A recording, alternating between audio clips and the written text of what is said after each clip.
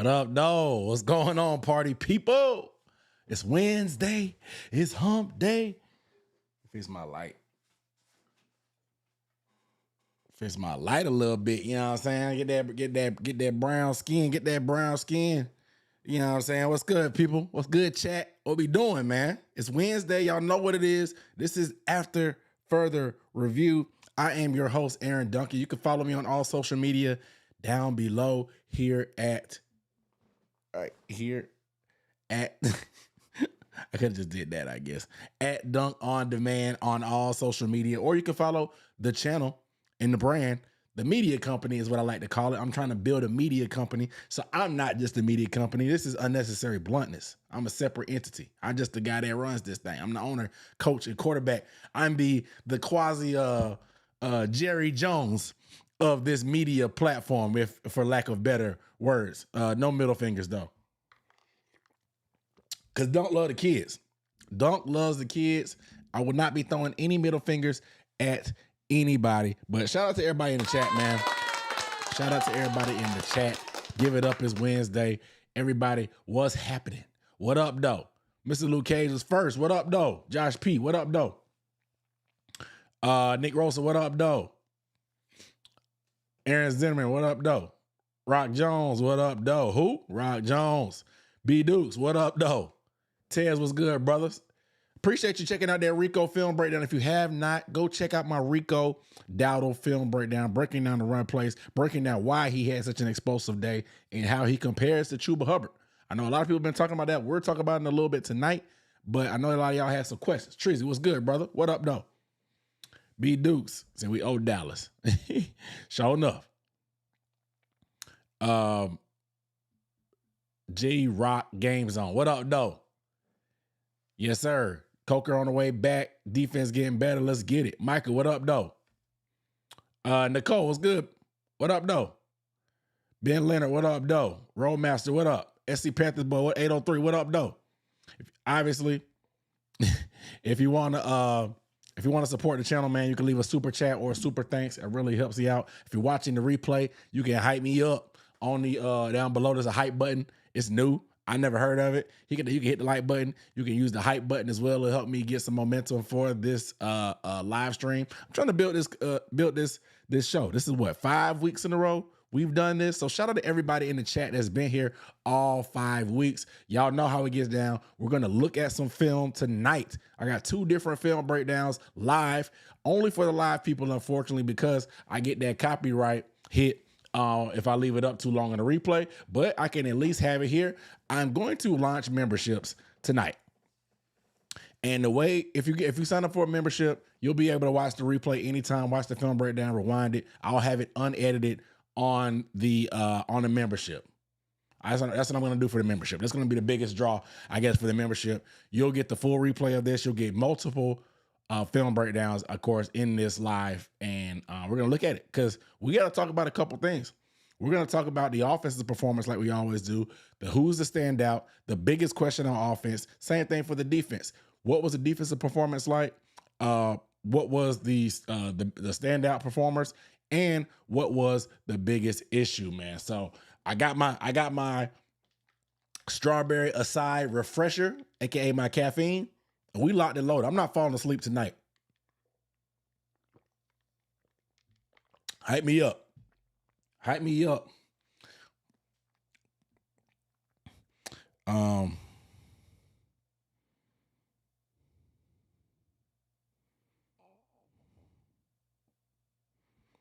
me send this promo out on Twitter. All right. Here we go. Shout out to Chicken Wing on the super chat. The first one of the night. First one of the night. Appreciate you. Did not have a message in it, but it's all love. I appreciate that love. If use my money for the victory drink on Sunday. Hey, real quick, before we get into things, I'm at the game this Sunday. Is anybody going to the game? Let your boy know. Holla at a player when you see him in the streets. I'm in the nosebleeds Sunday, so holla at me, man. Y'all let me know. I'm going to be tailgating. I'll probably be at the Riot tailgate. I'll be there. But let me know I'm there, man. Let me know if y'all pulling up for this Cowboys game. I'm in the building. I'm in the building. I will be using chicken wings $1.99 to pay for the tax on David Tepper's very expensive beer, because the beer is like $15 to $20 at Bank of America Stadium. So that, and we'll talk about the Dallas game just briefly at the end of the stream, just to preview that. But I'll have a full preview short, I guess, probably tomorrow. If you're on Bleacher Report, you'll get it tomorrow.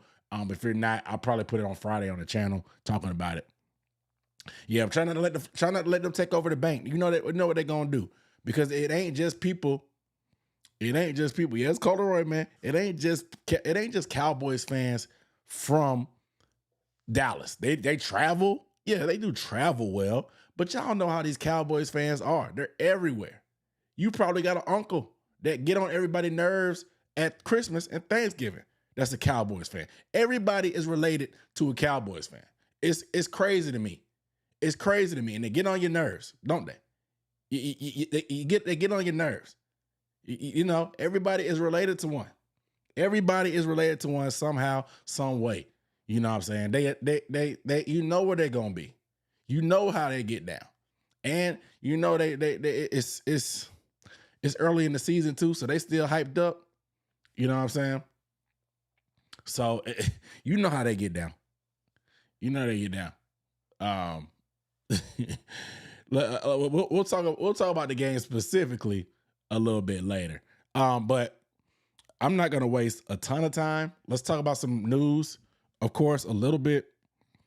Jalen Coker, I've dropped a video today. Jalen Coker is returning to practice. His 21-day window was opened up to return to practice by the Carolina Panthers, fresh off the injured reserve list. Hallelujah. Hallelujah. Let's get a round of applause for Jalen Coker returning to practice. Man, because this is going to be good timing. We're 2-3. Ideally, we would have been in a better spot. I have to go back and look at my prediction video to see where we were. I obviously didn't predict Jalen Coker getting hurt before the season started. But being 2-3 with potentially having the Cardinals game could have easily went our way if we executed a little bit better. Clearly, we've been shooting ourselves in the foot week in and week out. We know we're starting to figure out what the formula is and what the identity of this team kind of is. The running game finally popped. We were waiting on that type of performance. I don't care who the opponent was, but the running game finally popped. That's good for the confidence that we can rely on. The defense is putting together showing flashes of dominance. At times, they dominated the Falcons, and then they dominated on the ground game against the Dolphins. They're showing those flashes. Things are pretty promising right now. Depending on, and I know some people are like, I'm not gonna let them fool me. You're not gonna fool me. I mean, I'm not here to try to convince you. You know what I'm saying? I'm not gonna try to convince you. I'm just not gonna fight the feeling of me feeling like, hey man, things are pretty good. We got guys getting healthy. Jalen Coker is coming back. Maybe we found an offensive line unit that can gel together a little bit. Finally got Brady Christensen in the lineup. Are things on the up and up? That's what you would like. Unfortunately, we had to burn off 3 to 4 weeks because Canales didn't want to play nobody in preseason. So we had to kind of trial and error and troubleshoot throughout the year, and it cost us a few games. You would have liked to enjoy and improve, nitpick and improve during losses during wins versus losses. But here we are. We're 2-3, just 2 games back out of the division. We haven't played the Bucs yet. You're 1-0 in the division. It's okay, man. It's okay. Sunday will be the real test, and we'll talk about it a little bit later. Yeah, Ted said he got an uncle that's a Cowboys fan and his sister's dad. See, I'm telling y'all, everybody is related. Everybody is related to one. Too Long Strange said back in the day, Carolina ain't had no team. You either Redskins or a Cowboys fan in North Carolina. I get it. I'm just telling y'all, I know it. Everybody like that. Everybody like that.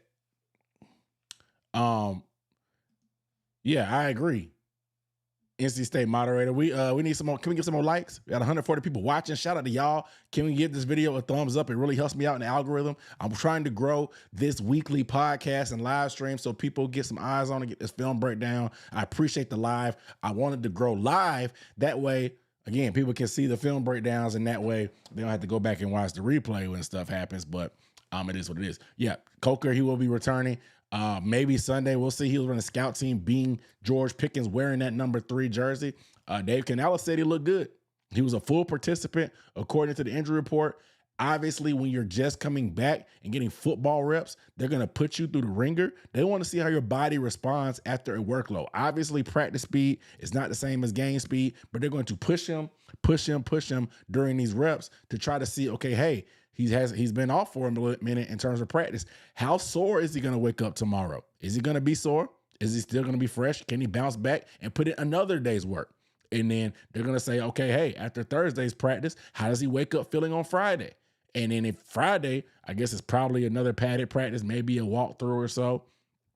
They're going to see how he feels then. Fortunately, we're at home, so he's not traveling. You can get a lot of treatment in, and you don't have to worry about making that decision. Okay, hey, does Jalen need to make this trip because we're leaving on Friday or leaving on Saturday? Does Jalen even need to make his trip? No, we'll be at home. So you'll have up until, I guess, Saturday to really activate him off that, or even Sunday morning, I think maybe Saturday probably. So you're going to get a few days to look at Jalen Coker, see how his body responds to this workload, and see if he'll be eligible to return on Sunday. I think that he probably would aim for the Jets. I do not want to rush Jalen Coker back.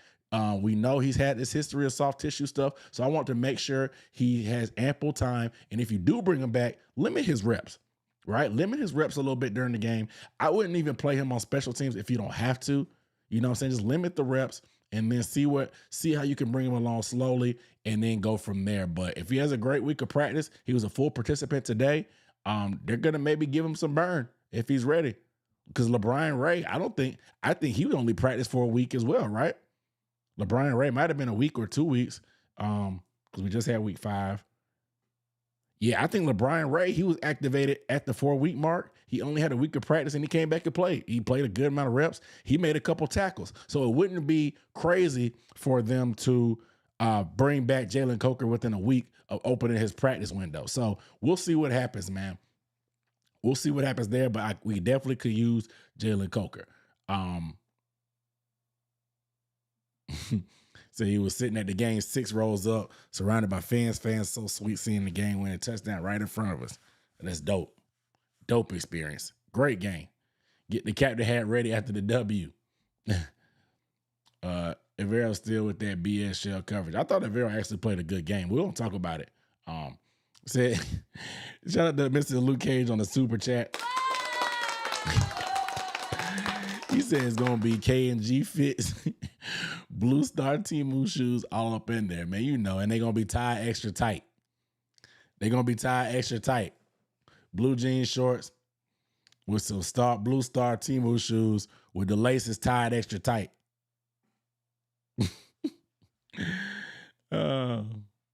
With the laces tied extra tight.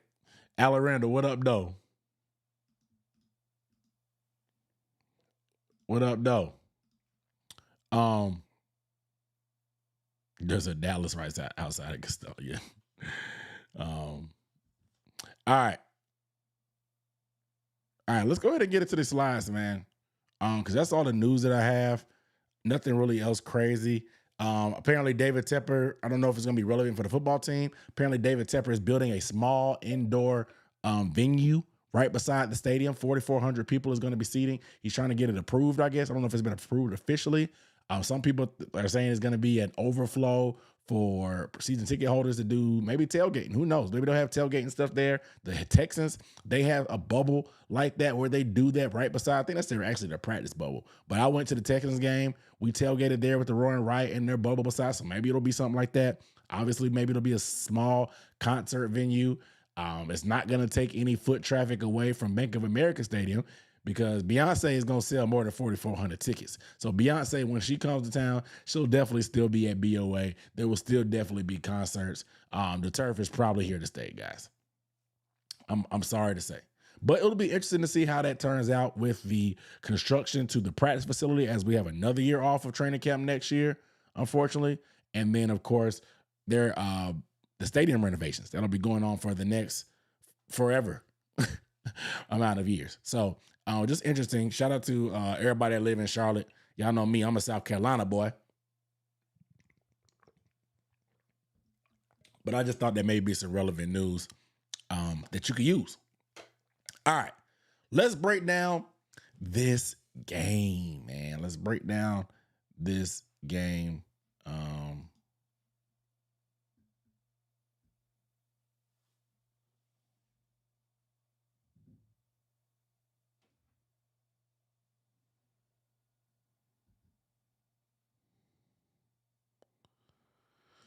Sorry, I got sidetracked.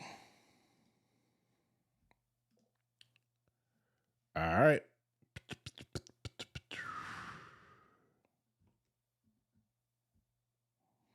All right, party people. Let's talk about it. So let's talk about the offensive performance, man. One thing that I thought stuck out was actually the play call discipline. And this is a nuanced conversation, so let's talk about it.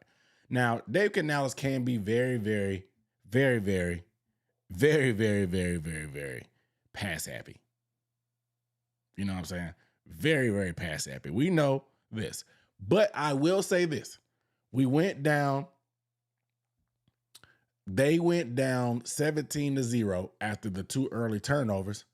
But I have to give Dave Canales credit for freaking just locking in, waking up and saying, hey, we've gotten away from the run in prior games. Let's make sure we stick with it this time. We like our matchup on paper. Not running the ball will lean into their strength. Not that they're a good passing coverage team either, but not running the ball will be doing them a favor. Let's stay disciplined and let's stick to our guns. There's plenty of time left. It's a 3-possession game. We get the ball back after half. Let's stick to our guns and run the ball. Run the ball. And that's what they did, man.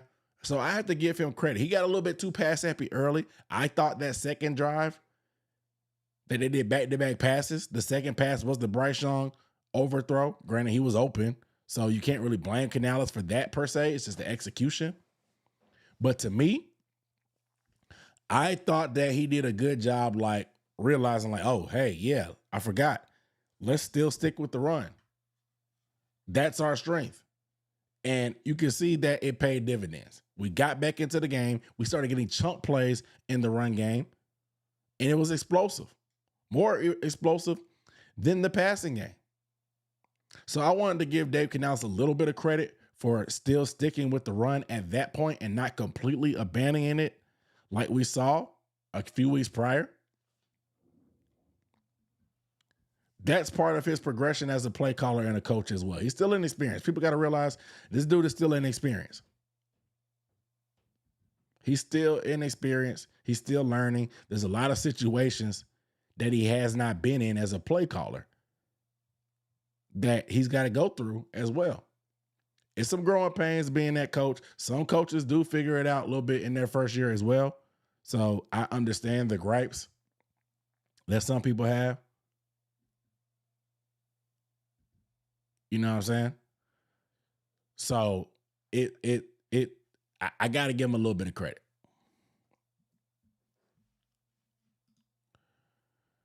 But for him sticking with it, the run game's emergence was something to behold. 4.12 yards before contact per attempt blocked by this offensive line. And you heard Eric Collins and Mark Schler talking about running to the right. We had 188 rushing yards to the right of the center. And so everything from the center, the center's butt to the right, outside of that, we had 188 rushing yard success. Crazy to me. Just a wacky game because you had no pressures given up by Ike Ekwonu, but you had 4 pressures given up by Taylor Moton and the sack. But Ike pitched the shutout.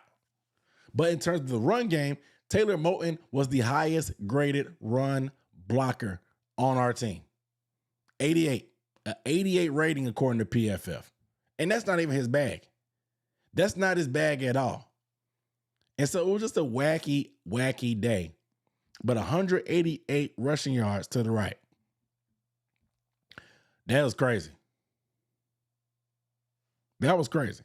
And I think a lot of it has to do with we ran some of the gap scheme stuff like I talked about and showed in that Rico Dowdle video that you really should go check it out. But I got to give credit to Brady Christensen, K. Mays, and Taylor Moton for all those those things on the right. All the yards on the right. I also think that with the gap scheme stuff we ran, Damian Lewis coming from the left and pulling to the right and us running that direction is a much more efficient and better way to run our gap scheme stuff. When we try to run Brady Christensen and pull him, he's not a physical guy. He's an athletic guy. He moves good in space. He can get body position. He's good with combos. He's a smart player, but he's not powerful. He's not super strong. He's not nasty. He's just an athletic technician. He has pretty good size. He's kind of light, about 300 pounds. But he's a very technical and athletic type of player. And so it don't hit the same. When you have a big dude like Damian Lewis pulling around that corner, trying to get some blockers, he's got bad intentions. He's got bad intentions. But Brady Christensen, he may not have that complete dog in him like Damian Lewis does. That's all I'll say. So I also think that was a thing. But also when they tried to run left on like zone blocking, I showed you in the Rico video, he was cutting back against the grain. So when you start to the left, but you end up cutting back and you end up going to the right side of the offensive line anyway, that plays into that 188 yards as well. You know what I'm saying? 188 yards as well to the right. So big time day by the offensive line.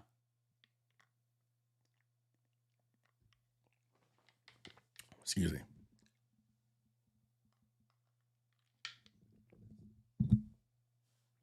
I didn't want to be gulping too much in there. Woo.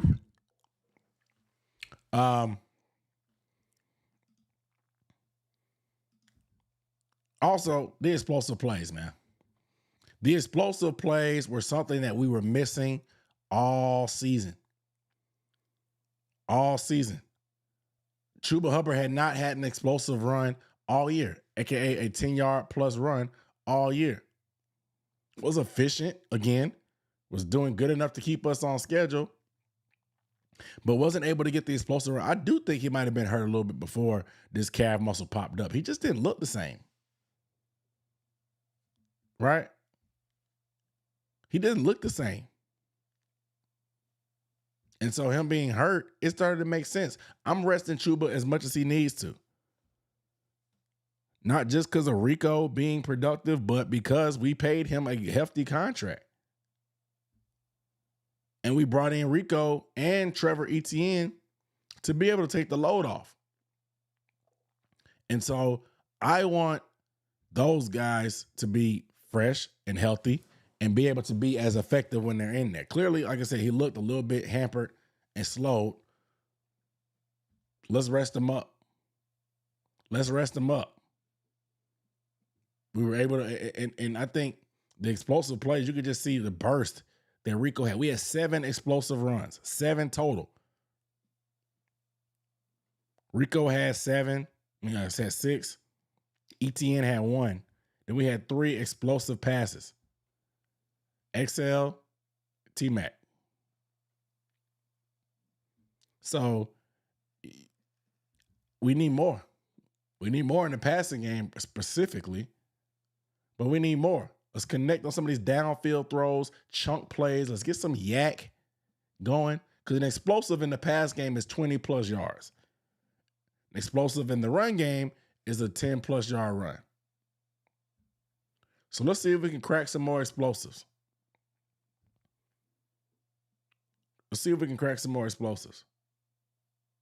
But I think just what the offense did, the versatility that they showed, again, talking about the run game, I thought there was a couple of different new faces that really helped. Obviously, Brady Christensen. But, of course,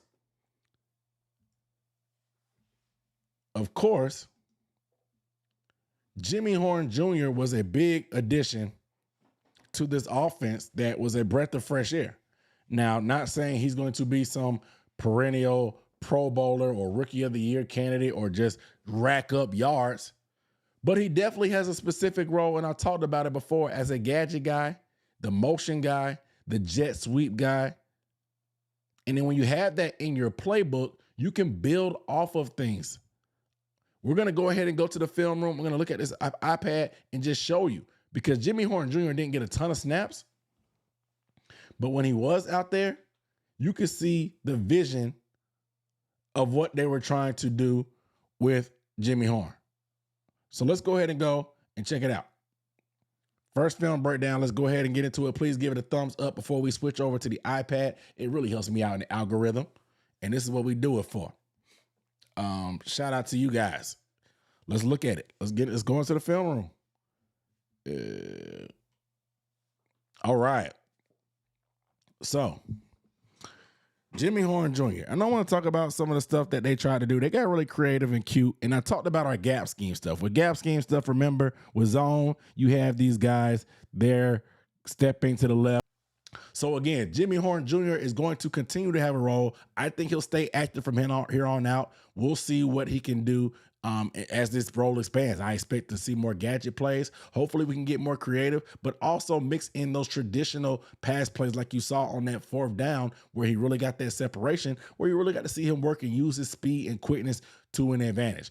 I think they need to be smart with him, obviously, because he's smaller. But again, you see the residual effects of a guy like Jimmy Horn because of the skill set he has. He's a quick little dude out there, man. And so when teams know what he does, him going in motion, the speed and the quickness, it's a threat.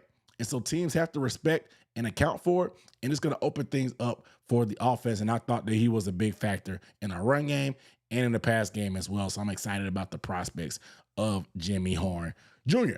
going forward. So shout out to everybody on that one. Shout out to everybody tuning in right now, man. Appreciate you guys. Make sure you give the video a thumbs up. We got 200 people rocking with us right now. We just got out the film room. We got one more film session coming up later on, of course. I try to do 2. We're going to talk about a defensive guy. I got a surprise about who that is. We're going to finish up talking about the offense. Let me refuel, and let's get back to it. Yeah, they said it was definitely a holding call. The refs didn't call it. Yeah, they were playing, man. The refs was playing. We got a Cowboys fan in the chat, guys. Boo this man. Boo this man. We got a Cowboys fan in the chat. Boo this man. Boo. Boo. Boo. Boo this man.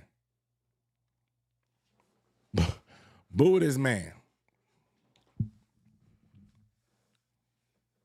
Ain't no love in the chat for the Cowboys fan. Slick, what up, though? Boo this man. Demetrius says he's a point guard, remember? It could have boos. Boo this man. Boo. Tomato, tomato, tomato. Tomato. That's funny. That's how I'm gonna be at the game, bro. I can't wait. We better win. I'm at the game too. We better win because I'm gonna be talking cash money. I'm gonna be talking cash money at that game, like it's the 99 and the 2000, bro. I'm finna be talking. Y'all know me. I always come back with no voice. I always come back to these streams with no voice. Is Renfro's time coming to an end? Maybe, man. And it's not 100% on him. I'll be honest. Bryce Young had some opportunities to hit him a few games ago, but they just weren't able to connect. His route tree has been weird. He only runs short routes. Look, he's got like 24 yards. He had all these red zone targets early on in the season when we needed him against Arizona and stuff. But now that guys are getting healthy, he could be the odd man out. Remember, he was brought back after the Jalen Coker injury and the Adam Thielen trade. So I don't know what Renfro's season and future could look like, to be honest, because Coker is going to be active. Because Coker, when he's ready, he's going to play special teams. And I think Jimmy Horn Jr. has shown enough in just one game with the residual effects of what I just showed you that he has some value. Because Jimmy's not going to return kicks. He's not going to run down and cover kicks either. He's way too little to tackle anybody. So it's going to be interesting, man. It's going to be interesting. It's going to be hard. The fans are going to be in the uproar if Jimmy Horn Jr. isn't active next week after what he put on performance. Let's say if Coker comes back, it's going to be hard. It's going to be hard, man. You know?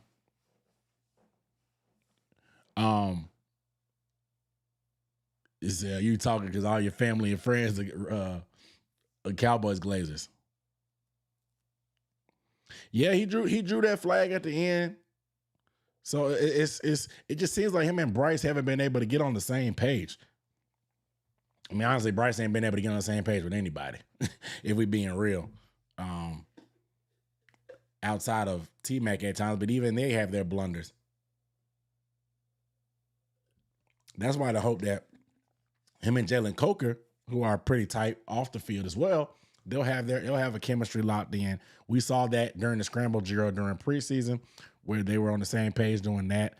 I think that's something that I'm looking forward to. I want it. I need that. So we'll see. But yeah, he did draw that. He did draw that that flag at the end. Again, Bryce, he don't discriminate, man. In the clutch, he don't discriminate.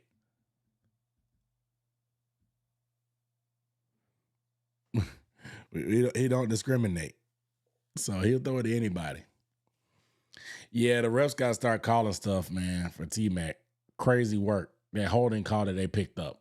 And you know that the home cooking gonna be nasty playing the Cowboys. And I say home cooking like we ain't the home team, but y'all know how they get down.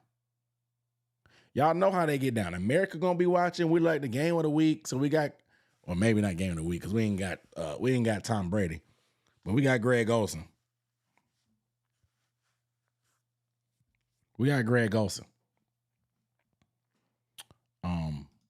But all right, let's keep it pushing.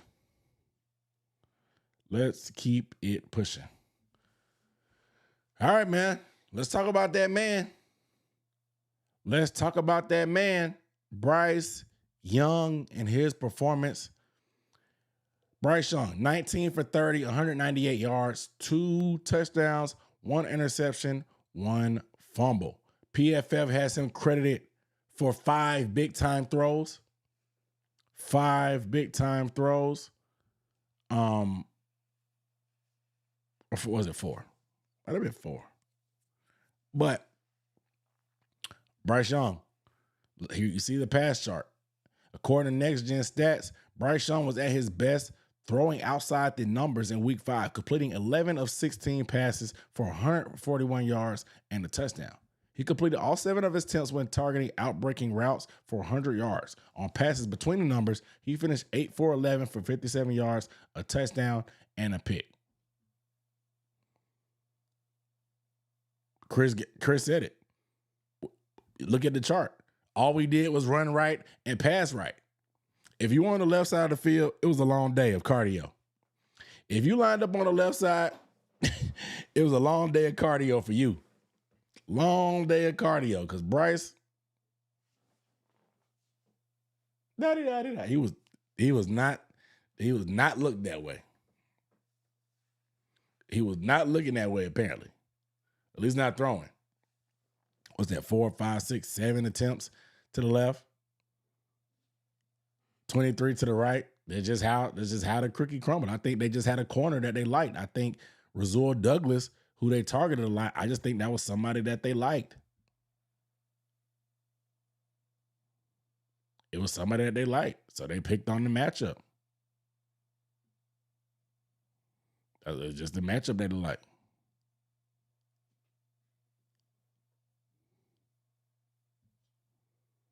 You know? But Bryce Young, let's talk about it, man. Let's talk about it, man. Because this performance was rough. Again, the two turnovers within the first 5 plays of the game. Actually crazy work. And careless. One time we try to RPO, you try to throw a little head fake and pull it up with one hand or try to get rid of it, and the ball slips out of your hands. You weren't gripping it tight enough, pause, and the ball slipped out of your hand.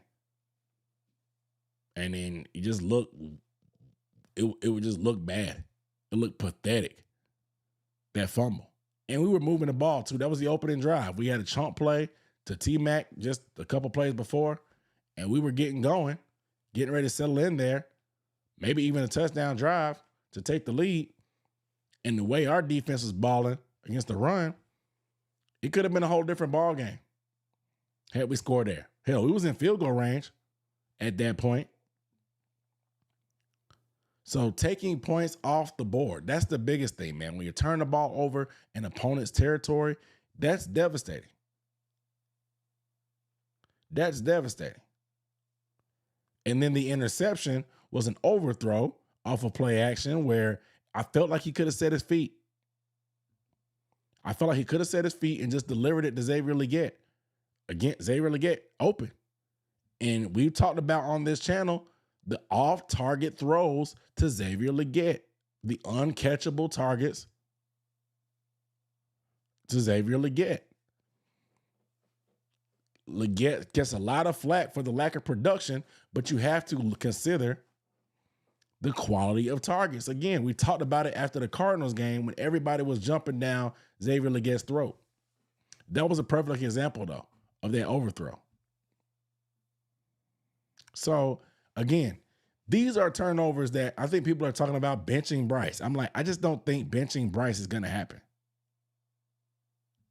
It just, like, he doesn't, as bad as he might have played early on with the turnovers, this does not resemble anything what we saw last year versus the Saints or last year versus the Chargers. It doesn't look anything like that, Bryce Young. Bryce Young last year like a deer in the headlights. He looked confused. He looked like he was only looking at the rush, not looking downfield. Dude was not even throwing the ball away when he escaped the pocket. He was taking sacks for no reason.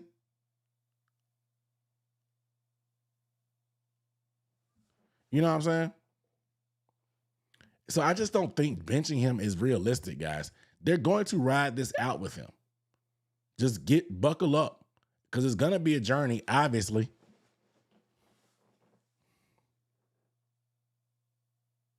It's going to be a journey. So they're going to evaluate him based off a full body of work. So just prepare yourself. But again, Bryce Young has to take care of the football. Against bad teams, you can get away with that and still come back. Once you start playing these better teams that we have coming down the stretch, you have to do it. And I think Bryce Young just presses sometimes, man. I think he presses sometimes. I think the mentality that we never really had a ton of overwhelming talent on this team, so the room for error on this team is very, very small. 8 of his 10 wins have been come from behind victories or game-winning drive victories that he's had to have. So they're all been close except that Atlanta game. And even then, he didn't play great. And so I think that he's pressing sometimes. He feels like maybe he has to make every play when that's not the case. He doesn't have to make every play. And Dave Canales said it before he started coaching last year, that Sean Payton had pretty much said that, look, we just need you to be special 4 to 5 plays a game. That's all we need you to do. We don't need you to have to try to save the world every play. Just run the offense, make smart decisions, take care of the football, and distribute it to playmakers. And then when the moment calls for it, make those special plays 4 to 5 times a game.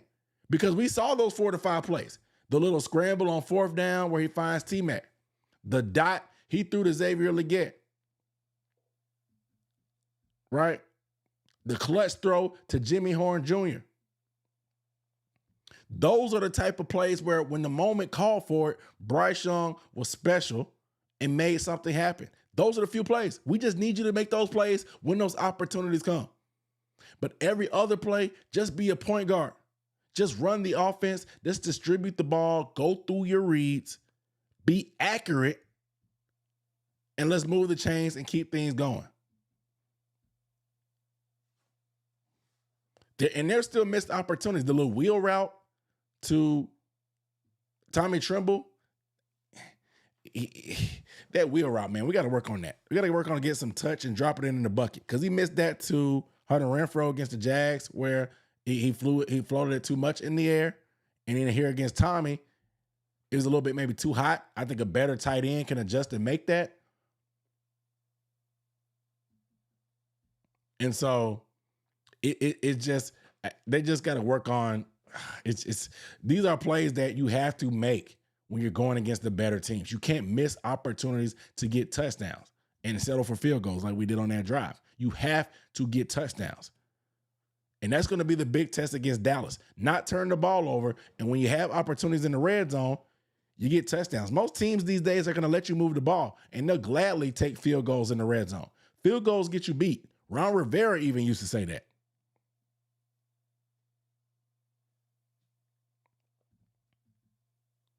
You know?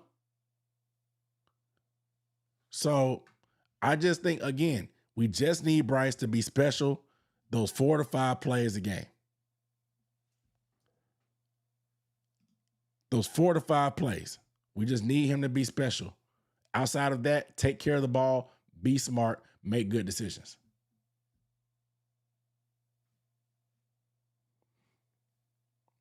That's what it is. But guys, make sure you guys give the video a thumbs up if you have not. We're rocking. We rolling. We rocking. We rolling on this good Wednesday. Let's talk about the offensive standout. Uncle Rico. Uncle Rico was the offensive standout by far. This is a no-brainer. This is a no-brainer. Rico Dowdle, 26 touches, 234 yards, 1 touchdown. This brother did it by ground. He did it by air. He broke tackles. 8 missed tackles forced. 169 yards at the contact. Monster. Again, go check out my Rico Dowdle film breakdown if you have not, man. Go check it out. Go check it out.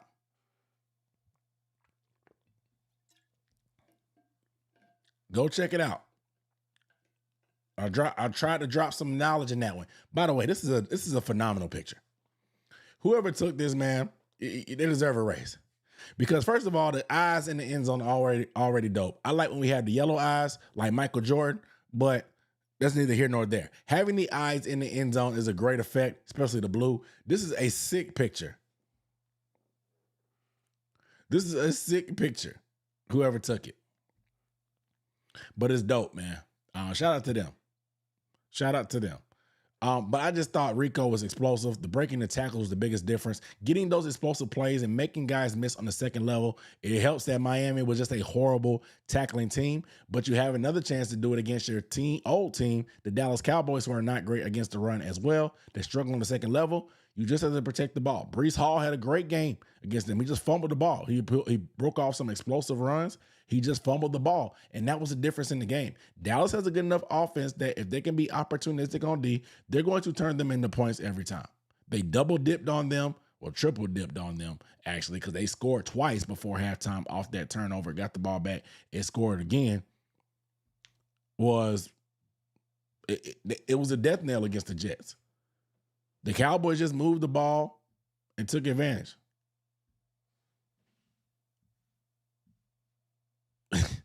Aaron said calling out MJ eyes is uncalled for. Hey man, I get my jokes off when I can, bro.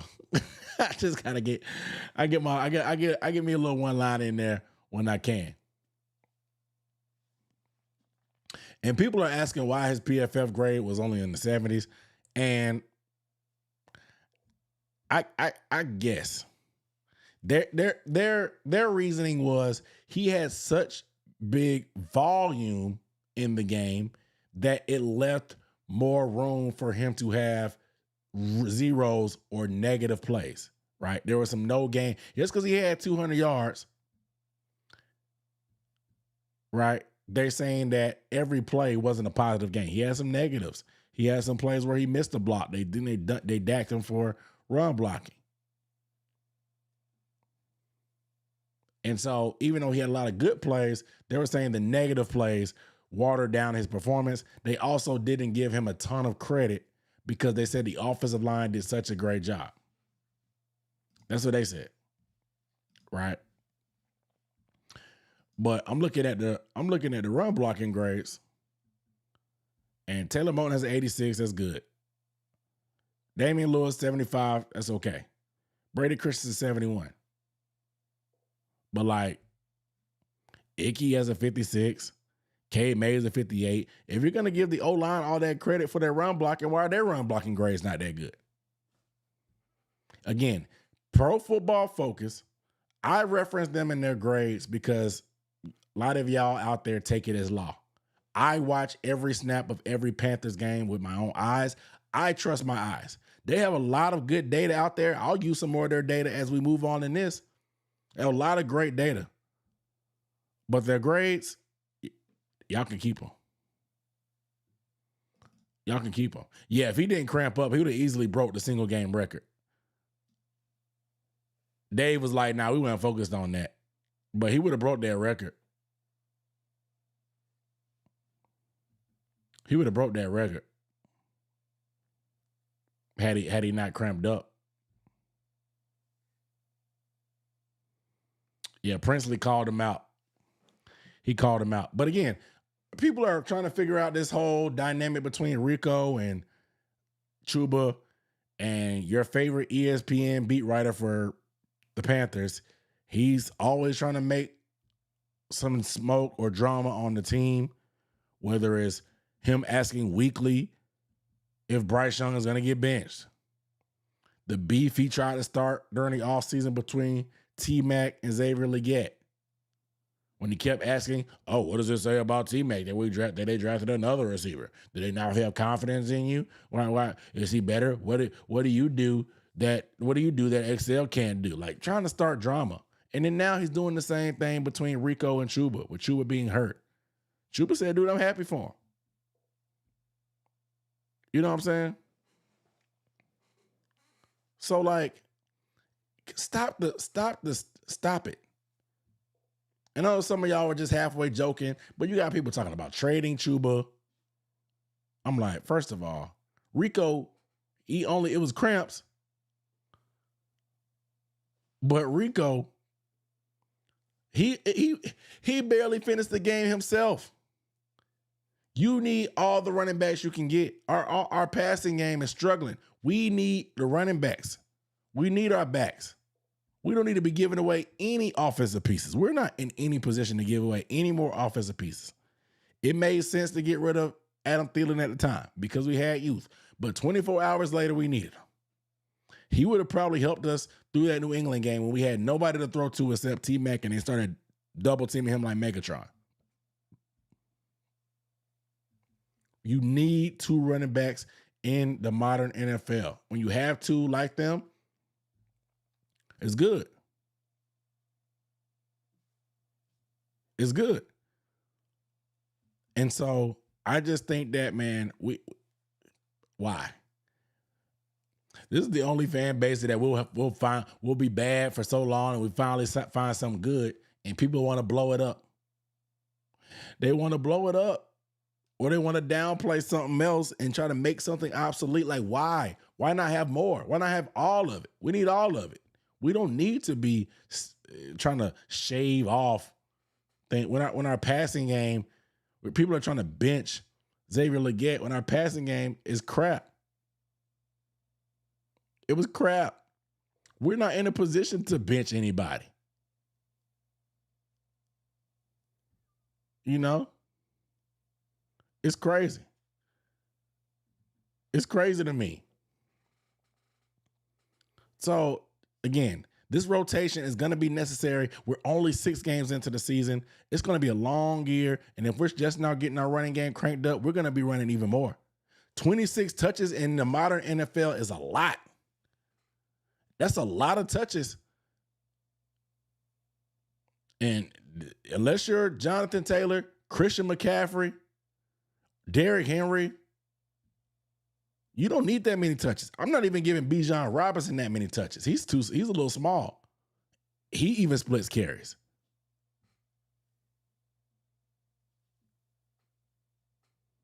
So nobody really does. There's not too many premier running backs. They just take a full complimentary load. Pause. But 26 touches was a lot. He was the hot hand, so you keep doing it.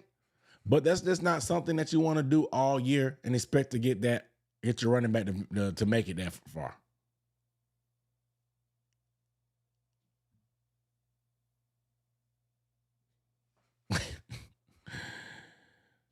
You know?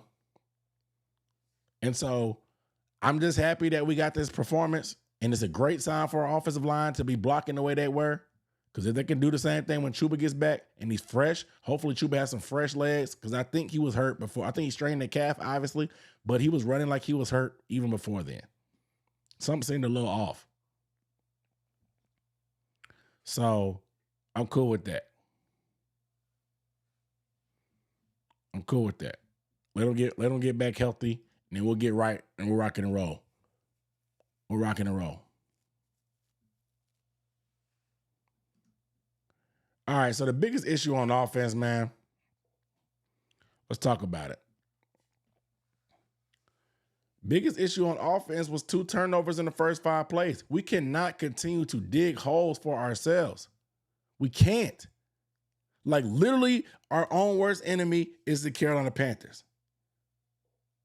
And Bryce Young is the one that has been driving the bus and digging the hole. Yeah, he helped dig us out of it and come back, so I get it. But again, against better teams, particularly the Dallas Cowboys, you're not going to be able to give the ball away that early and be able to come back from it. Maybe you can, because they're going to do something stupid too. You know what I'm saying? Like that, they're the Cowboys, so something crazy is bound to happen. But if go watch those Jets highlights on YouTube, they cashed in on the Jets. The game was over at halftime. It was over at halftime. It was one of those deficits the Panthers had. The Jets and the Panthers, the way that some of the game plays out is very, very interesting how things turn over for them. They turned it over in opponent's territory. The Cowboys got the ball right back and drove right down the field, scored a touchdown. They got to stop the next time. I think there was a turnover downs on 4th. It was almost halftime. They broke off a big, long run, went out of bounds at the 2, and then got a touchdown there. 20-3 at halftime. And they got the ball back. It was over from there. Dallas will make you pay if you give them the ball. Their defense is garbage. But Dak Prescott is an elite quarterback. As much as I don't like the Cowboys, Dak Prescott is an elite quarterback. And what do the elites do? They make you pay every time. Not to mention, you're probably going to have the refs not on your side either. The crowd is not going to be on your side. You have to take care of the ball on Sunday. You have to. You know what I'm saying? And because you also need to be able to keep the running game in. You need to be able to stay balanced. It's going to help the offensive line because I have some concerns. But you have to be able to take care of the football. The other issue that I had was the early down passing. So, early down passing and late down passing. Shoot. Dave Canales, one of the highest teams in the NFL in early down passing. I think it was fourth. I saw a chart today. When the game is close and it's early down, early game passing, when you can really have the whole playbook open.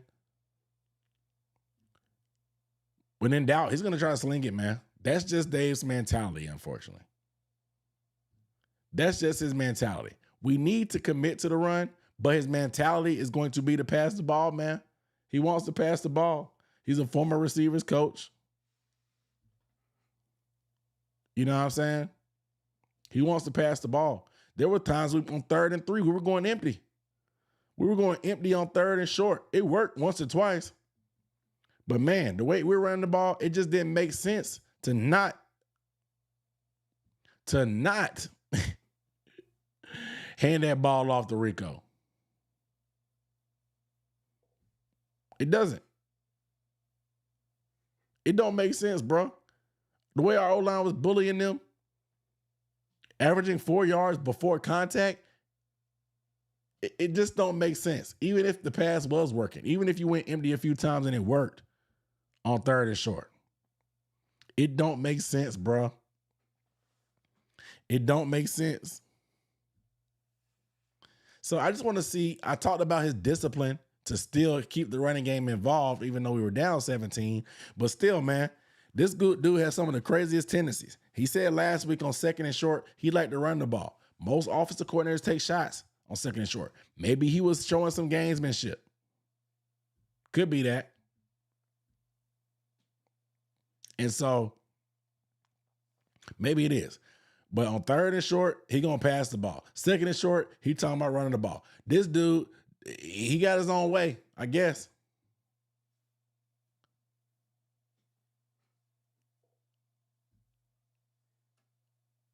You know? I just think we got to run the ball. You saw what the effect was on this team. I asked a question, right? I asked the question a while back. Would you rather your defense not be able to stop the run or not be able to stop the pass? And to me, I've always said not being able to stop the run is the most demoralizing thing in football. And I'm just talking as a fan and as a player. Think about it. Just as a man, as a grown man, when you're running the ball and they can't stop it and they know you're going to run and you know you're going to run, you're literally telling the man in front of you, hey, we're going to move you out of the way. We know you don't want to move because you're trying to stop this guy that's behind me, but we got to get to that area that you occupy. So we're going to need you to vacate the premises. And we're going to do it against your will. And so you're literally moving another grown man physically out of the way. Do you know how demoralizing that is for somebody to continue to do that every time and you can't do anything about it? You're getting handled by linemen. You're trying to make tackles. The guy's running through you, breaking your tackle, breaking arm tackles, running physical like we were doing to Miami. It's devastating as a man, as a grown man, the pride that goes into it. Because now you're gassed. Now they're leaning on you. Then they're going to go play action or misdirection. You can't stop the run. It opens up everything. If you can't stop the pass, yeah, you're getting gassed and stuff there, but there's a lot more room for error for the other team when they put the ball in the air. Maybe it's an overthrow. Maybe they miss and you get a pick. Maybe there's a drop. Maybe there's a holding call when they drop back to pass.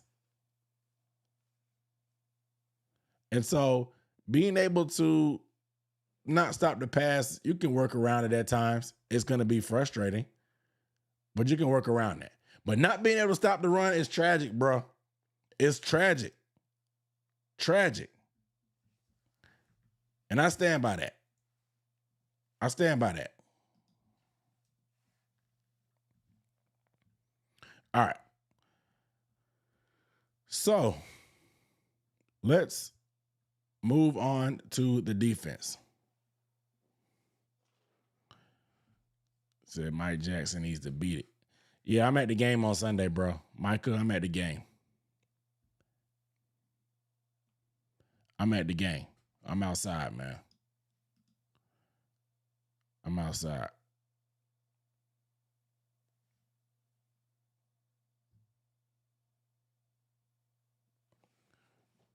Yeah, the run makes them one-dimensional, bro. If you can stop the run, you can take something away. You got to take something away, bro.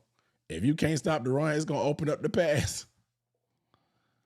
You know what I'm saying?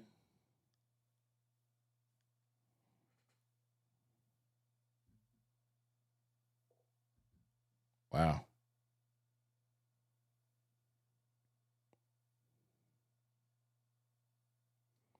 The Jaguars just traded Tyson Campbell and a 7th-round pick for Greg Newsome and a 6th-round pick.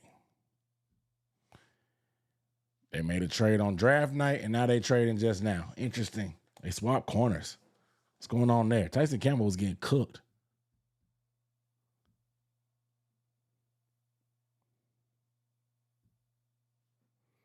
Was getting cooked.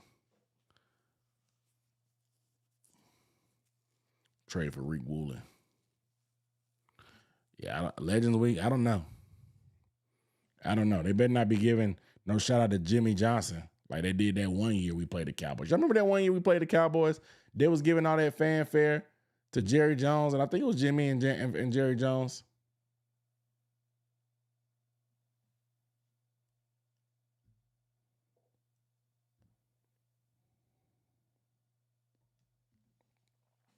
All right, so let's talk about the defense.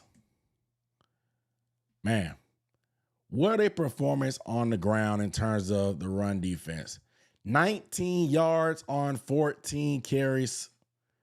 I repeat, only 19 yards on 14 carries. Just complete and utter ridiculous domination. Again, if you told me that this team that had gave up 7 consecutive 200-yard rushing games, carrying over back from last year up until week 1 of this year.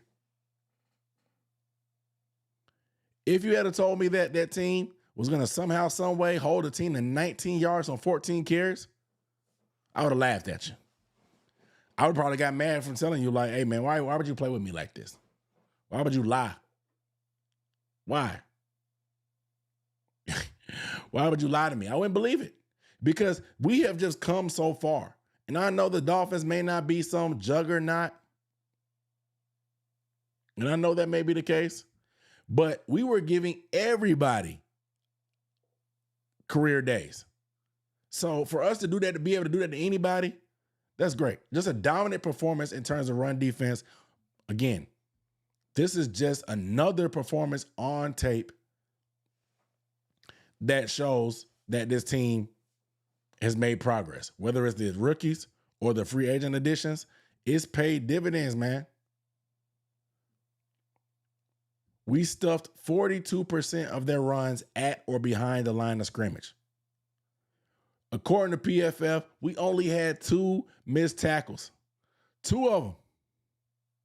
Last week we had 8. The week before we had 8. This is crazy. Only 2 missed tackles. The fundamentals are efficient. They're in their right position. They're being aggressive. They're winning in the trenches. The run defense is doing good, man. They've had a couple good performances to let me feel like, hey, this may be something to build on. Yeah, they gave up the explosives versus Jacksonville. But you held the Cardinals to an elementary game. I'm chalking the New England game up to DJ Johnson being trash.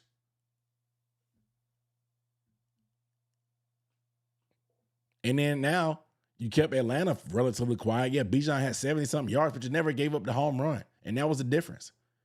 And then you only give up 19 yards to a team that has speed and misdirection and all kind of different types of runs that they could do. Man, what a game. What a game for them in terms of run defense. I can't really, what more can you say, man? You have to give the guys credit. You have to give Ajiro Evero credit. I know y'all hate him, but you have to give him credit for that type of performance. 19 yards. 19. Trevor Etienne had more yards than them as a team. And Trevor Etienne only had 4 carries. They had 13 carries and only got 14 carries, only got 19 yards. You're never going to be able to, even if you have a 17-0 lead, just the way football works and time management, you're never going to be able to put a team away if you can't drain the clock via the run. Us being able to stop the run was always going to set the table for a comeback.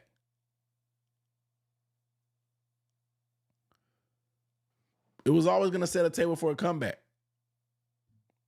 And so it's kind of is what it is. We made it happen. We took advantage of the possessions. The defense got the stops when they needed to, but they stopped the run all day. They stopped the run all day.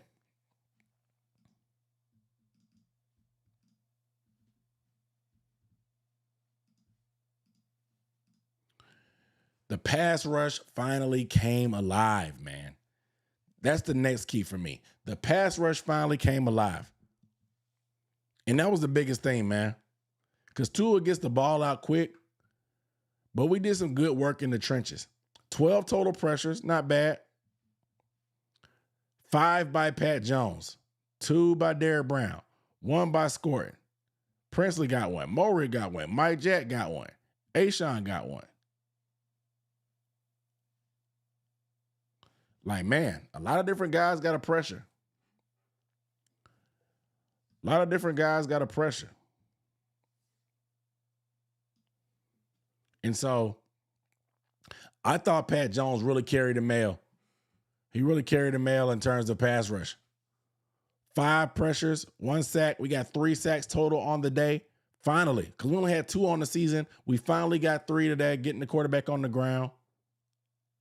Shout out to Derrick Brown getting his first sack of the year. Hopefully first of many. He had a pass rush win percentage in true pass sets. 21%. 21% win rate on true pass sets. That's just straight drops. No screens. No nothing.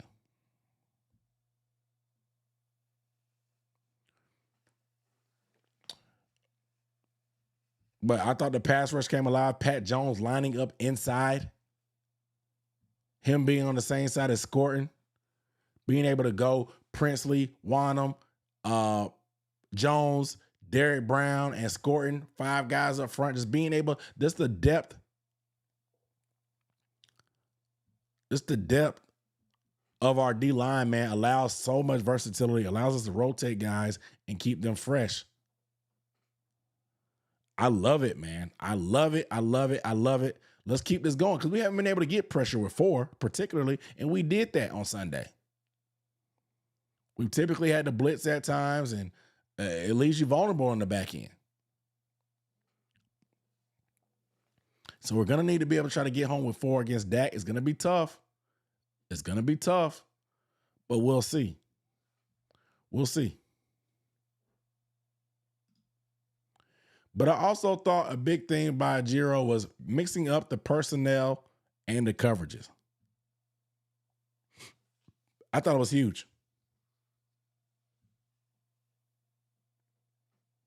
I thought it was huge. Again, the D-line rotation is great. They switched out Trevon Wallace and, Christian Rosebloom. They switched the green dot, but also kind of switched their roles.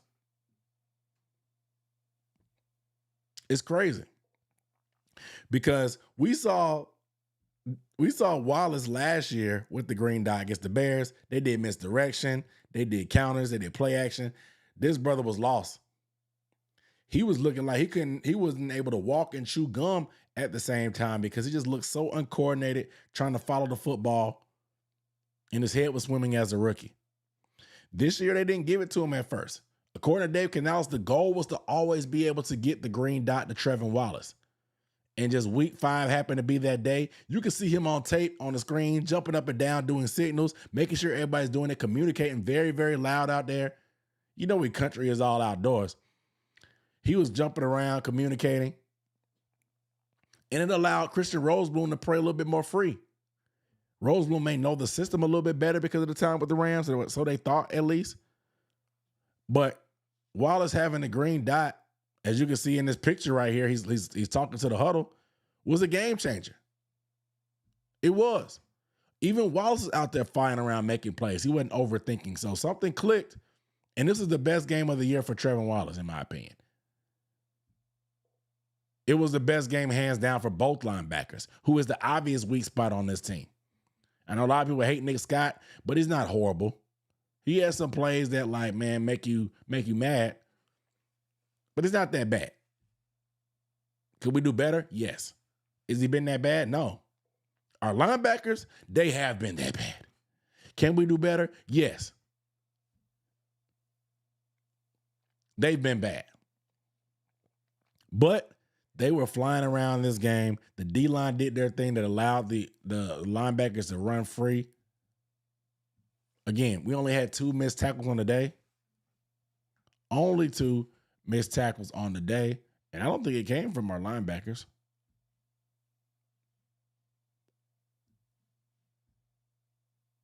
Yeah. The only missed tackle was Scorton and Pat Jones. Wallace and Rosebloom did not miss a tackle at all. They were flying around. Flying around, making plays all day. Rosebloom had 7 tackles. 7.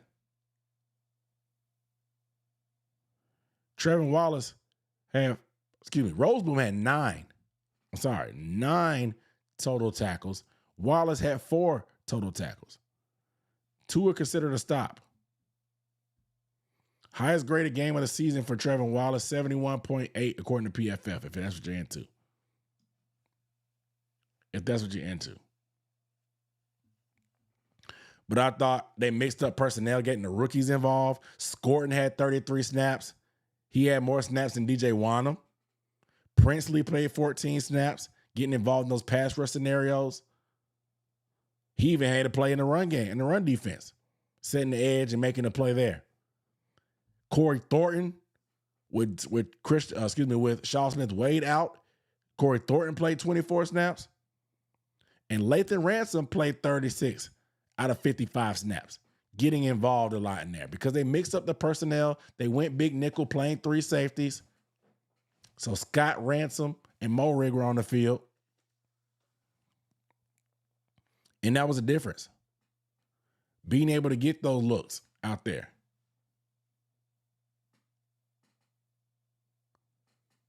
But if our linebackers can continue to progress, maybe this switch was just exactly what we needed. Maybe it was just something that clicked in a matter of time. We'll see how things progress. Of course, I think this was Dan Morgan's plan. He wanted to invest heavily in the D-line. Maybe we didn't have the resources to go after a linebacker. The thought process was that, hey, if you invest in a good defensive line that's not Shy Tuttle, so you don't have to worry about that guy being pushed all the way into your linebacker's lap, maybe you can see some better linebacker play. That hadn't always been the case this season because coverage is still an issue for these guys at times. But it feels like in the run defense department, upgrading the D-line in front of the linebackers has done a lot to help their play.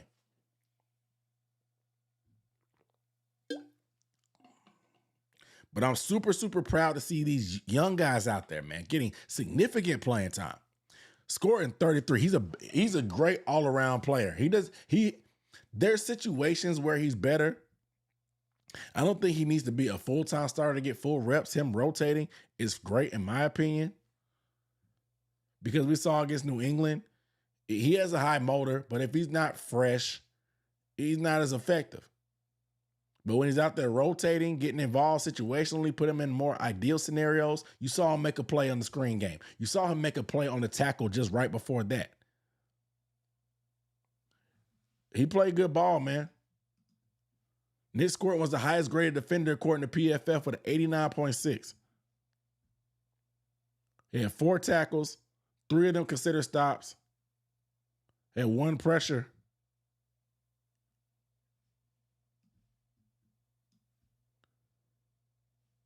I thought Scorton had a phenomenal game.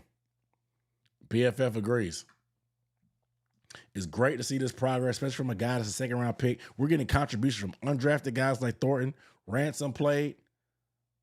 Thornton made a PBU on that last drive.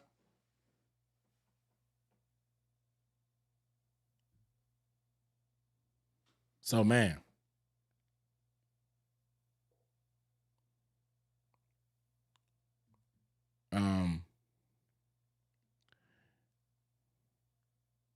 Yeah, man. It's good. The trenches, man. The trenches matter. The trenches matter. I thought what Ajiro did this game was probably one of his best games. I think the Falcons game was good, but I think some of the adjustments he made there in this game were great. I thought they were great. Let's keep it pushing. I want to look at some of these coverages real quick because he started mixing up the coverages. The Panthers are here in the middle of the pack. We've fallen down to reality after that Falcons game, of course, and the dreary thing that was the Patriots game. But we're down here in the middle in terms of EPA per dropback. We're not negative anymore. We're not negative anymore like we used to be. You want us to be negative, but it is what it is. But look at our coverage distribution. We played a lot more man coverage now, 12% man coverage. That's significant to me. 14% cover 2. Wow. 14% cover 2. We've been doing that a lot lately. Letting our corners be aggressive, come up and get involved on the perimeter, be a mainstay in the run game. I think a lot of it has to do with us playing teams that like to screen, that like to run on the outside. So we've been counteracting it with cover 2. Mixing it up, breaking your own tendencies. I talked about Canales doing gap scheme runs to break tendencies. Changing up your coverages is breaking tendencies as well, and teams are confused at how to react to it. We're still going to be a mainly cover 3 team because we play cover 3 match. The cover 3 match, a lot of times it turns into man coverage. J.C. Horn is typically man coverage and press on the backside, which is why he doesn't travel, because we don't have anybody else on the team that can really do that. The closest person that could probably do that is Corey Thornton. But a lot of times J.C. Horn is matched up backside with their best receiver. So do you really want Corey Thornton on the backside matched up against the best receiver? Maybe, of course, if J.C. is traveling, he'll be on the best receiver when need be. And we saw that against New England a couple times in New England. J.C. Horn lined up in the slot, and they put Shaw Smith-Wade on the outside in J.C. spot. So pay attention to that. But I just think that was by necessity. I thought they wanted J.C. Horn on Mack Hollins. Mack Hollins didn't do anything against us. So I guess it served its purpose. But Stephon Diggs put belt to Mike Jack. But 12% cover 6, which is split field coverage, cover 2 on one side, cover 4 on the other. And then 13% cover 4.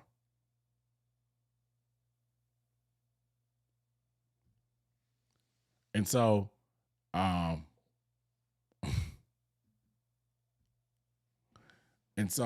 think that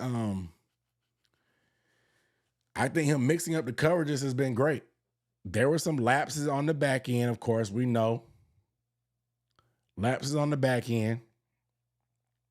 Mike Jack, he done had a rough 2 weeks, man. This is why, and not this game per se, but the Stephon Diggs bomb, this is why they don't travel. That's why they don't let JC travel, because Mike Jack may end up doing the role that JC plays, where he plays press man coverage. You have to turn with your back to the quarterback and play the receiver and play the ball. Every corner is not good at that. Mike Jack is good at playing off, playing zone, being able to see the quarterback, see the receiver, and then key on that. He needs to be able to play backpedal, keep everything in front of him. He's usually not that bad at getting beat deep because he plays so soft. So for him to get routed up like Waddle, who is super fast, and Mike Jack runs like a 4.6, so you got to say whatever. But that's just, he has a different skill set than JC. Again, JC Horn is more likely playing press coverage and playing man. He's going to have his back to the quarterback covering players. JC Horn can also play off the ball as well. He's pretty system proof. But Mike Jack, he's better off in the system where we play cover 3 and cover 4, and maybe a little bit of cover 2, where you could play off and you could play forward. You don't have to turn your back. You don't have to worry about panicking when the ball is in the air. You see it all. And so that's kind of the difference between a guy like Mike Jack and J.C. Horn, and why they don't travel J.C. as much, because you have to have somebody that can do the stuff that J.C. does. That's just what it comes down to, in my opinion. And you could try to put Shaw Smith-Wade there. You could try Corey Thornton there to see how it goes. But teams motion, they rotate the guys in the backfield and do stuff. So, like, all they're going to do is just, you put JC in the slot to follow a guy. They're going to motion him to the other side of the field. And if we're playing zone, it don't matter anyway. It don't matter.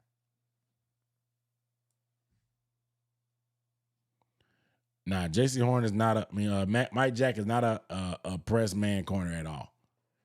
He's not a man. He's not a press corner at all. Again, remember the rep against Stephon Diggs last week when his back was to him and it looked like it was a push off on the back shoulder? Remember last year we played the Saints? He had that game-winning PBU. He never found the ball against the Saints. His back was to the ball. He just stuck his hands up. Luckily, he didn't make contact, and he got the PBU. So every cornerback is not comfortable with their back to the quarterback and having to look back to make plays and find the ball. Everybody's not keen on that. And so Mike Jack has his strengths. Mike Jack has his weaknesses. He's got to shake this stuff off, what's been going on lately, and get back, because we're going to need him this week. He's going to get tried. He's going to get tried.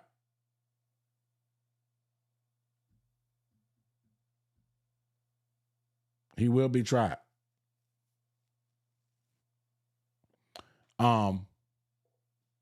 Okay.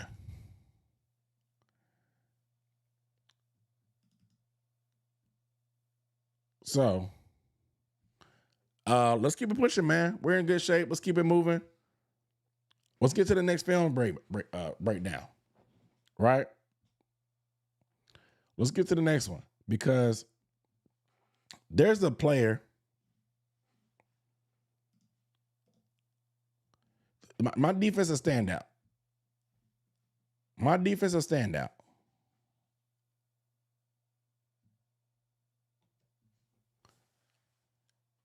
Trevon Moehrig, man.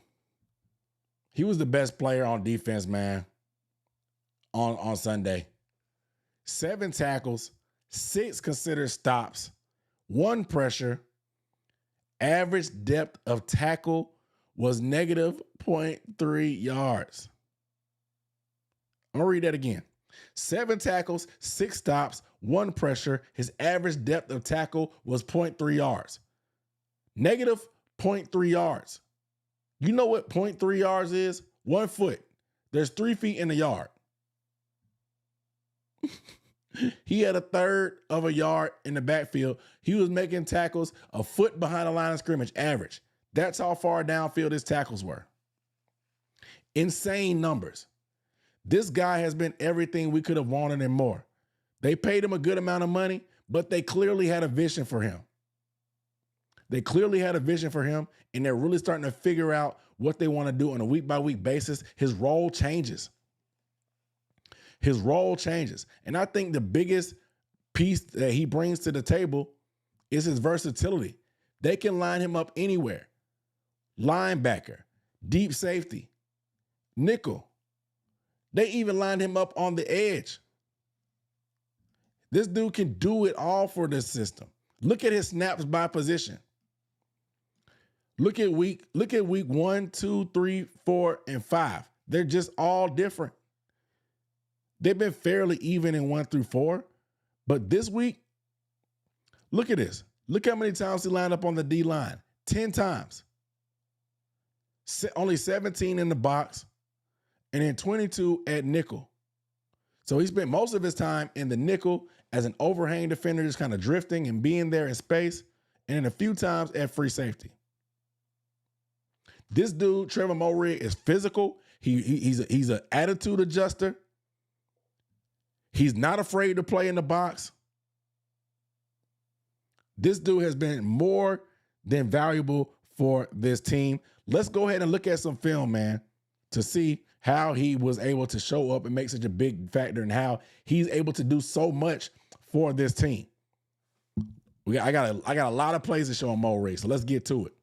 On the football, man, this is just, man, this guy is a ball player. He's been worth every penny thus far. Yes, he had some weaknesses when they were covering tight ends earlier in the year. He got caught, and that's not his forte all the time. But the way he's been used, he's been able to unlock this defense, lining him up on the edge, guys. How do you feel about a safety lining up on the edge, setting the edge, making plays in the run game? This is why he was my defensive standout. This dude has been playing football, bro. He's been playing phenomenal ball, and not enough people are talking about it. And so, man, it's a beautiful thing, man. It's a beautiful thing. I love what I'm seeing from Moehrig, dude. He's a big reason why our run defense has improved. I'm just happy that this guy is wearing Carolina blue. He's physical. You see all the hats getting to the football. He's a tone setter. Guys are following suit with him as well. Just tough, hard-nosed football, man. Tough, hard-nosed football. We'll see how things continue to shake out as our defense has more challenges, because they're going to continue to try us in the run game. As bad as our run defense had been last year, teams are going to continue to try us. They're not going to stop trying us just because we have a couple good performances. They're going to continue to try us. And we have to be up to the task. As long as Derrick Brown is healthy, and A'Shawn is balling like he's doing, Pat Jones continues, we have a lot of guys in the rotation that are good at what they do. And stopping the run is that. If you can take away one thing like the run, you can make a team one-dimensional, and then we'll figure it out from there. The pass rush hasn't always been there. Coverage has its blunders, but I've been so proud of the improvement to this run defense, and a lot of it has to do with what Moehrig is able to provide. His role continues to evolve on a week-to-week basis. He is that chess piece that we can use and be versatile. I love it, man. I love it. So shout out to the chat, man. I hope y'all enjoyed that breakdown, man. I got excited, clearly. I'm over here sweating because I'm over here talking about our run defense and how good these plays that he was making out here, man. This player is, man, you got to love the physical ability and what he brings to the table, even as a safety, man. It's amazing. It's amazing. It's a beautiful thing, guys. It's a beautiful thing. Our defense is looking tough. They're looking tough and hard-nosed. Arvera, what up, though? It's looking tough and hard-nosed. You see guys flying around. You love this. Pat Masana, what up, though?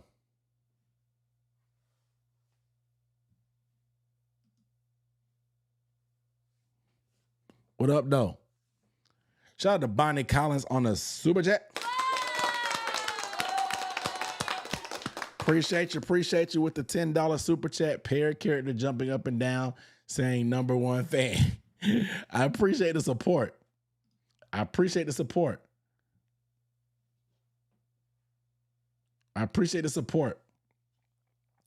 out to Bonnie on the Super Chat.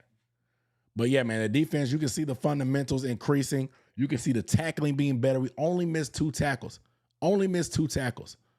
That's a big sign, because a lot of stuff happened after contact with us last season.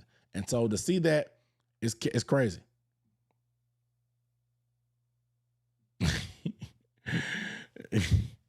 Mr. Potato Head Temper said, email me your resume. I'm looking to replace Canales. Hey, man, just because I drop a couple film breakdowns don't mean I can manage a whole bunch of guys, make tough decisions, and call plays. I mean, I could probably hire somebody, but look, man, I appreciate the kind words. But this is a good one. The replay, again, apologies to the replay. If you got to catch it live to get the film breakdowns, I'll have to remove the videos from this after, but shout out to everybody that's live. We got 214 people watching live right now. Shout out to you guys. Make sure you guys give the video a thumbs up. Moehrig, man. Again, I'll put the full replay for members. I'm gonna launch memberships probably tonight. If you want to be a member, you can get the full replay. That way you can go back and see the full thing unedited and stuff like that. That way I ain't got to worry about cut ups. Shout out to Brad. Appreciate you, Brad. So you're a guy. But I appreciate it, Brad, on the kind words, man. But let's get back to the slides. I have one more thing I want to talk about. Our biggest issue on defense. This is where we're going to end. Communication on the back end, man. Communication on the back end is our only.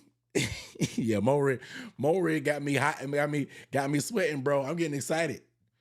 Man, about our defense making plays. It got me excited, man. But communication on the back end is the biggest breakdown. Again, Waller and Waddle had 188 yards combined. Waller's yards, almost all of them came in the first half. So let's put some perspective to this, right? Because I know he's a failed rapper, but Waller at one point, man, when he was in his bag and healthy and doing the thing, he was one of the best tight ends in the league, bro. He's huge. He's a former receiver. He has a huge frame. He can run like a gazelle, and he's tough to tackle. And Canales made a good point. We give up the most yards to tight ends in the NFL, but we've gone against some good tight ends. Britton Strange, he's on IR now for the Jags, but he's a good up-and-coming tight end. Trey McBride from the Cardinals is one of the best tight ends in the league. Hunter Henry, solid tight end as well. He's had a good year for the Patriots. And then, of course, Darren Waller is a damn good tight end. And so, yeah, we've been exposed with some blown coverages, but we also face some good tight ends. So that's two. But communication is the biggest thing. And I'll say this. There have been some communication issues, and a lot of it has to do with youth. We went that long Waller catch down the seam. That was a mistake on Ransom. That was a mistake by Ransom. Ransom was backside, and they had trips to the other side. Ransom was pretty much guarding grass. When you have trips to the other side and you have nobody threatening you, you have to look at the middle receiver, especially if he goes vertical. He went vertical down the seam. We did nothing. We didn't do anything. Ransom just kind of stood there, watched the ball go over his head. Luckily, Nick Scott was able to catch up and make the tackle, but that was on Ransom. And so there's mistakes that happen. Corey Thornton, he was out of position. We had that long wheel route on the sideline that they caught as well. Ransom, his eyes weren't in the right place. The communication wasn't there. So there's going to be things that as much youth as I talked about playing, there's going to be some mental errors. Obviously, they're making good plays, so you take the good with the bad. But when you're playing that many young guys, Scorton 33 snaps, Princely 14 snaps, Thornton 24 snaps, Ransom 36 snaps, there's going to be some mental issues and mental errors. And so I think that was the biggest issue for Waller. Now, Waddle, they just got cooked. Mike Jack, I don't know what he was doing, man, on one of them. I don't know. But they tried all type of things on Waller. They tried to put JC on him. They tried to put JC on him and give him over the top help and let JC play trail technique. He got beat. They bracketed him in the red zone, and then Miami saw that, and that's why they went to Achane on the touchdown one-on-one against Wallace. And then he ran a crossing route across the field. JC Horn, when you see somebody leave on the crossing route and another guy is going to come back your way, because the guy that JC was guarding went across the field, he went and ended up being somebody else's responsibility. And so once one guy leaves, another route is probably coming. Waller was coming. I don't know why JC Horn didn't put eyes on the quarterback, because it would have been an easy interception. He tried to face guard Waller, and Tua just put it right on him. He caught it, and they were dancing in the end zone. That's just communication and mental stuff. You know what I'm saying? Communication and mental errors.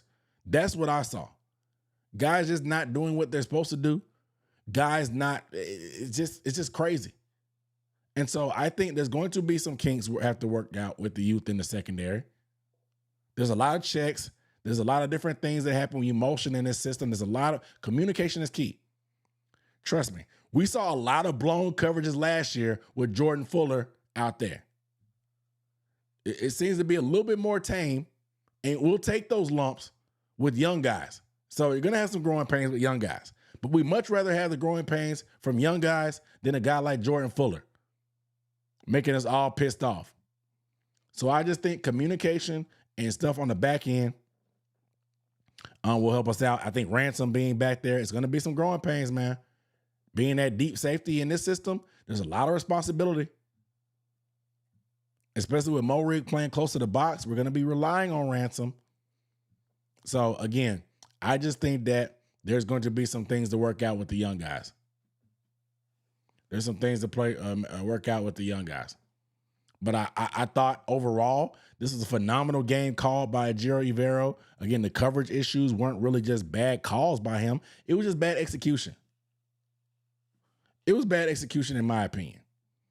But we do have to figure out a way to guard tight ends because people are going to continue to use them. Jake Ferguson, we'll see if he – I didn't check the injury report for the Cowboys. But if he plays, he's going to be a problem, especially with CeeDee Lamb out. Jake Ferguson has been – he's second in the NFL in receptions out of any position, second in the NFL.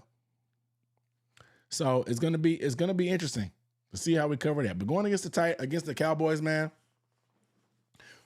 just to put a bow on this stream, we're going to have to take care of the football. But not only that, you have to take advantage of opportunities because we saw against the Patriots let me run it back. The Carolina Panthers played the Cowboys on Sunday at Bank of America Stadium, their second home game in a row. There's nothing been better for them than home cooking. And the Cowboys, even though it's going to be a quasi home game for them because the stands are going to be filled with a lot of Cowboys fans, I already know.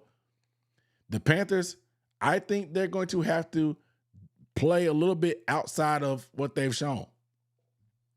I think the offense, no time better than now to step up and make a statement because the Cowboys defense, after losing Michael Parsons, has not been good. One of the worst in the NFL. They're going to have to establish the run and keep things going there. Rico Dowdle is going to be wanting to have that revenge game. Feed him the ball. Establish this ground game. Control the clock. Keep the ball out of Dak Prescott's hands. Bryce Young has to take care of the football, but that's just not enough. When we have opportunities down the field in the red zone, you have to score. We saw against the Patriots that just not turning the ball over is not always enough when the other phases don't show up. Getting inside the 43-yard line against the Patriots and only getting 6 points, that's not going to fly against the Cowboys. Their offense is going to put pressure on you to score points and be perfect. So not settling for field goals because you overthrew passes or you have drops in the red zone. You have to get 6. And if you turn the ball over, similar to what we saw what the Jets did, they'll take advantage very, very quick. Very, very quick. And so on defense, I think starting with committing to taking care of the run game. Commit to take care of the run game. Dak Prescott is going to be down CeeDee Lamb. Jake Ferguson's on the injury report, but they still have George Pickens. And Ryan Flournoy, a young guy, has been stepping up. I want to see the secondary bounce back after a rough 2 weeks. And I want to see if this pass rush can continue to carry over. But I have very, very good confidence in the way our run defense has been playing that we'll be able to shut down their run game. If we can make them one-dimensional, I think Dak Prescott is more than capable of carrying their offense as a passer. But we have to be able to take away something. And I think being able to do that on the ground is going to be the way to go. Limiting explosives and tackling. I expect Mike Jackson to get picked on a lot by George Pickens after the past 2 weeks of going against Waddle and Stephon Diggs and giving up some plays. But he's a bigger physical corner going against a big physical receiver like Pickens. Let's make something shake. The Panthers are going to have to be on their P's and Q's to make something happen. They have to run the ball, they have to take care of the ball, and they have to get 6 and not settle. Not settle for 3. Selling for 3 is not going to be the issue. I mean, not going to be a winning formula. Not with Dak Prescott on the other side. He's going to apply pressure. He's going to apply pressure for you to have to be perfect. And the Jets did a fairly good job hanging around. They just fumbled in the red zone. Breece Hall fumbled. And Dak took the ball down and scored right off of that. They got the ball back, stalled out at midfield on fourth down. They popped a big run right before half, ended up getting 2 touchdowns right before half, and then it was 20-3 at half. And from there, it was pretty much over because the Cowboys got the ball back right after halftime. And so I think that this is going to be a real test for both sides of the ball. This is going to be a test to see how real you are. The nation is going to, all eyes at the 1 o'clock slot are going to be on you. You know the Cowboys always going to get the biggest draw on Fox, so everybody's going to be watching. What better time than to make a statement? You've been complaining about not getting respect. You've been complaining about not being high enough in power rankings after beating a couple of teams. You've been complaining about being overlooked and not talked about. This is the opportunity to make a statement. This is the opportunity to make a statement. Make something happen. Show us. Show us. Show us. I'm ready, man. I'm excited. I'm going to be at the game. I'm sure it'll take me a few days to get my voice back. I'm going to try to prep for it. I'm going to be there giving my all, cheering them on, doing my part. And so I'm excited about how this game is going to be a real measuring stick for where we are right now. At 2-3, some games that we've given away, of course, can we take care of the football? I want to see what we can do in the trenches because last year against Dallas, there was some trouble. We could not block Osa Odigizua at all. Icky gave up a couple of different sacks and pressures to Dante Fowler. He's back. Jadeveon Clowney's on the other side of the ball as well. Going to be going against Taylor Moton. Some familiar faces. Miles Sanders, Jonathan Mingo. So we'll see. We have to show up. We have to show up. I'm excited, man. I'm excited. I'm excited. Like I said, real chance for a young team to make a statement. This is going to be a game like it's going to be, and I hate to call it playoff-like because whatever, but it's going to have that feel of every play being crucial. And that's how the playoffs are. Every play, it means something. Turnovers are magnified. Kicking field goals and not getting the touchdowns are magnified in the playoffs. Every play is crucial. So it's going to give our young team an opportunity to feel that type of pressure. Like I said, it's not playoff game, but that's just the feel of playoffs. It's one of those scenarios where you have to play perfect or just make fewer mistakes than your opponent. Can we force some turnovers? Can we pick off Dak? Can we force a fumble on Javonte Williams or Miles Sanders or whatever?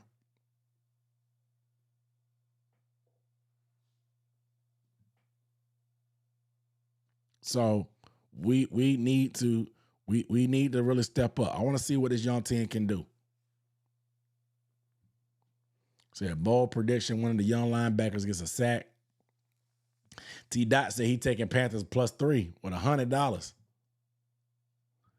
Hunter said if we show up, we can do it. He's just not expecting it. Ken said, let's make a statement and shock the world against Buffalo. Black helmets, blue jerseys. I think black helmets, blue jerseys, all and blue pants. We'll see. That's what I think. JT Dow said it's going to be 100 Cowboys fans at the game. He the only one with a Panthers jersey on. Yeah, Rico is definitely fired up. He's definitely fired up. But all right, guys, let me get a ball fair. It's been 2 hours, man. We had great film breakdowns on here, man. Again, members, you'll be able to get the full replay of this. If you're seeing this, if you called it live, shout out to you. That's what it's here for. I want to reward the live viewers because, man, we got to see what Jimmy's impact. We got to see Moehrig's impact. These are fun, man. I love doing these live. I feel like a live production, honestly, to be able to do this stuff with one take. So it's fun. It's not as edited and curated as some of my other film breakdowns, but make sure you go check out my Rico Dowdle breakdown. The Panthers pillow upside down. Make sure you check out my Rico Dowdle film breakdown. Every Wednesday, 9 o'clock, after further review, make sure you tell a friend to tell a friend. Catch it live, because if you miss it, you're missing a lot. But I appreciate everybody tuning in, man. Much love to everybody. Shout out to the super chats. Shout out to everybody participating in the chats. We'll see y'all next time. Peace.